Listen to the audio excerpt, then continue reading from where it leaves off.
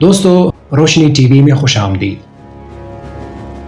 تصور کریں کہ آپ کو دن رات بہت اونچی آواز میں میوزک سننے پر مجبور کیا جاتا ہو، اور ایک یا دو دن نہیں بلکہ دہائیوں تک یہ سلسلہ جاری رہے، تو آپ کیسا محسوس کریں گے؟ تائیوان کے جزیرے کیموئی نے چین کے خلاف کچھ ایسا ہی کیا۔ اس جزیرے کو کن مین بھی کہا جاتا ہے۔ یہ تائیوان کی طرف سے کمیونسٹ چین کے خلاف شروع کی گئی پروپیگنڈا کی جنگ تھی، جو اس ملک کی اپنے سے کئی گنا بڑے اور مضبوط ملک کا مقابلہ کرنے کے لیے اختیار کی گئی۔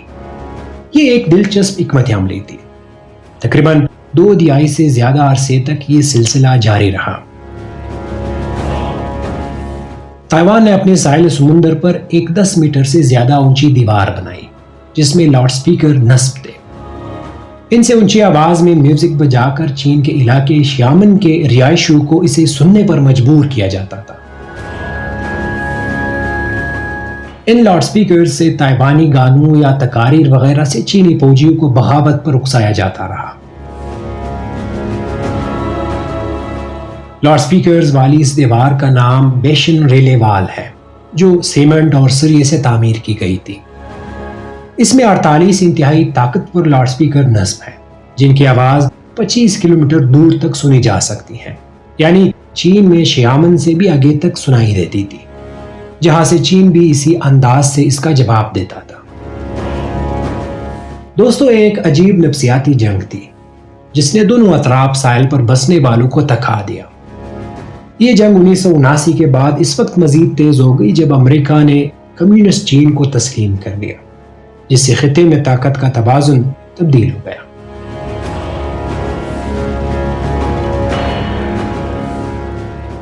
دوستو، چینی ساحل سے 10 کلومیٹر سے بھی کم فاصلے پر موجود یہ متعدد جزیروں پر مشتمل ایک چھوٹا سا جزیرہ ہے، جو 1949 میں چیانگ کائی شیک کی قوم پرست فوج کو ماؤ زے تنگ کے ہاتھوں چینی سرزمین سے نکالے جانے کے بعد سے تائیوان کے زیر کنٹرول ہے۔ اسی برس اس کے ساحلوں پر ایک خونریز جنگ لڑی گئی، جس میں نیشنلسٹ پارٹی کومتانگ چین کے کمیونسٹ فوجیوں کو تائیوان پر قبضہ کرنے سے روکنے میں کامیاب رہی۔ تاہم یہ جزائر 1954 اور 1958 کے بعد کے ابنائے تائیوان کے بحران کے دوران قوم پرستوں اور کمیونسٹوں کے درمیان نئی جھڑپوں کا منظر پیش کر رہے تھے۔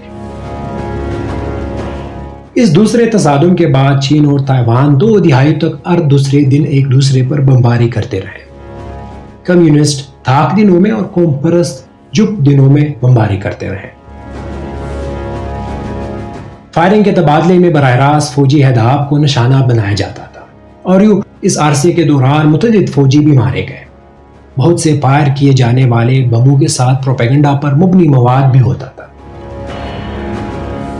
دوستو، چیانگ کائی شیک کی مسکراتی ہوئی تصاویر کے ساتھ اشتہاری مواد والے پرچوں پر چینی آبادی کو بغاوت کے لیے ورغلانے والی باتیں لکھی ہوتی تھی۔ ایسے فوجیوں کی تصاویر بھی ہوتی تھی جو کمیونسٹ چین کو چھوڑ کر کیموئی تک تیر کر چلے گئے۔ یہاں تک کہ ایسے تائیوانی جوڑوں کی تصاویر بھی ہوتی تھی جو شیامن کے آسمان کے تلے اپنی شادی کا جشن منا رہے ہوتے دکھائی دیتے تھے۔ جب ہوا کا رخ معقول ہوتا تھا تو کیموئی سے غباروں کے ساتھ باندھ کر صابن کی بٹیا چین کی طرف روانہ کی جاتی تھی۔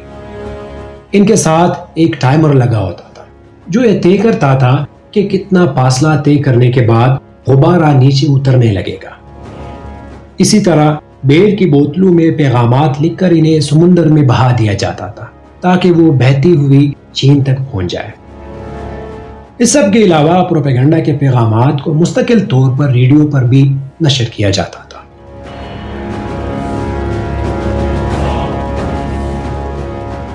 دوستو، 1967 میں تائیوان کو میوزک سٹار ٹیروسا تینگ کی شکل میں ایک اور ہتھیار مل گیا۔ انہیں ایشیائی ممالک کی کوئین آف پاپ بھی کہا جاتا ہے۔ تینگ دونوں ہی علاقوں میں بے حد مقبول ہو گئی اور کمیونسٹ لیڈر ڈینگ چاؤپنگ کی پسندیدہ گلوکار تھی۔ کیموئی کی بیشن براڈ کاسٹ وال سے تینگ کے گانے بھی خوب زور زور سے بجائے جاتے تھے۔ ٹیریسا تینگ نے خود بھی کئی بار جزیرے پر جا کر وہاں عوام سے لاؤڈ سپیکر کے ذریعے بات کرنے کی کوشش کی۔ وہ شیامن کے عوام سے کہتی تھی کہ وہ ان کے کیموائے آنے کے بارے میں پرجوش ہے اور یہ بھی کہ ملک کا مستقبل آزادی پر مبنی ہے۔ تب سے لے کر 1990 کے پہلے تک کی دہائیوں میں یہاں 4 مزید اسٹیشن بنائے گئے جہاں سے چین کے لیے پیغامات اور میوزک نشر کیا جاتا رہا۔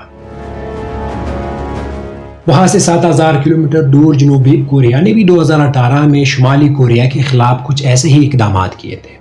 انہیں میوزک بینڈ کے پاپ کے گانوں اور پروپیگنڈا کے پیغامات لاؤڈ سپیکر پر سننے پر مجبور کیا گیا۔ دوستو، جس طرح تائیوان سے چین کی جانب گانوں کے ذریعے پیغامات پہنچانے کی کوشش کی گئی، ویسا ہی چین نے بھی تائیوان کے خلاف کیا۔ ان اقدامات کے نتیجے میں اس دوران جزیرے کے رہائشیوں کی ذہنی صحت ان چیزوں سے بہت متاثر ہوئی۔ خاموشی اور سکون کو عیش و آرام سے جوڑ کر دیکھا جانے لگا۔ لینگ ما تینگ جنگ کے دوران تائیوانی فوج کا حصہ تھے۔ انہوں نے کیموائے کی تاریخ پر 5 کتابیں بھی لکھی ہیں۔ وہ کہتے ہیں کہ کچھ برس پہلے تک ان کے کانوں میں جو آواز پڑتی تھی وہ چین اور تائیوان دونوں کی جانب سے بجائے جا رہے میوزک کی ملی جلی آواز ہوتی تھی اور کانوں میں اتنی اونچی سنائی دیتی تھی جیسے بادل گرج رہے ہوں۔ وہ آگے یہ بھی بتاتا ہے کہ اس شور سے بچنے کا کوئی طریقہ نہیں تھا۔ مسلسل بجنے والا میوزک شور لگنے لگا تھا اور ہمیں ذہنی طور پر تھکا دیتا تھا۔ دوستو، یہ سب تائیوان کو جمہوریت کا درجہ ملنے کے کئی برس بعد 90 کی دہائی تک جاری رہا، تب تک جب تک جزیرے پر سخت فوجی پہرو کا دور ختم نہیں ہو گیا۔ آج بھی جزیرے پر جانے والے سیاحوں کو تاریخ سے روبرو کرانے کے لیے انہیں دیواروں سے اس قسم کی موسیقی سنائی جاتی ہے، لیکن بہت کم آواز میں۔ ان میں زیادہ تر چینی سیاح ہوتے ہیں۔ چین اور تائیوان کے درمیان تعلقات بہتر بنانے کے مقصد سے 2001 میں نقل و حمل، ڈاک اور معاشی تعلقات کی بحالی کے اقدامات کیے گئے۔ تب سے یہ جزائر چینی سیاحوں میں بے حد مقبول ہے۔ وہ جنگ سے متعلق عمارتوں اور یادگار مقامات پر تصاویر بنواتے ہیں اور ان قدیم روایتی عمارتوں کو دیکھنا چاہتے ہیں جو جزیرے پر اب بھی موجود ہے۔ وہ جزیرہ جہاں ٹیریسا تینگ کی میٹھی آواز آج بھی سنائی دیتی ہے۔